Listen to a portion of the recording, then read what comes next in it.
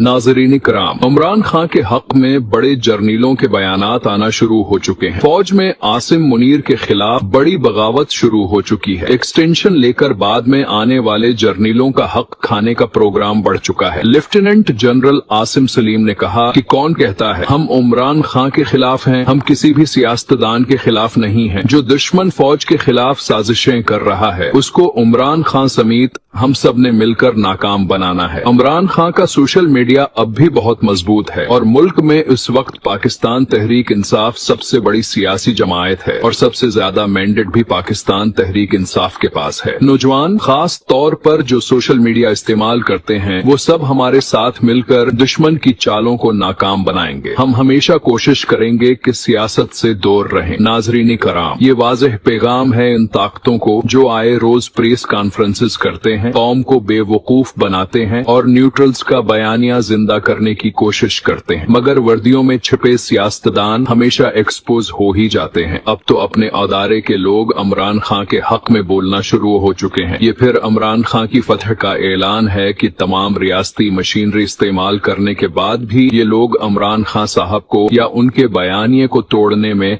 मुकम्मल नाकाम रहे हैं और अब एक एक्सटेंशन वाला प्रोग्राम भी मुकम्मल तौर पर अलटता दिखाई दे रहा है। ये नवंबर पाकिस्तानी इशराफिया पर बहुत भारी गुजरेगा। जितना हो सके उस वीडियो को ज्यादा से ज्यादा शेयर कीजिए।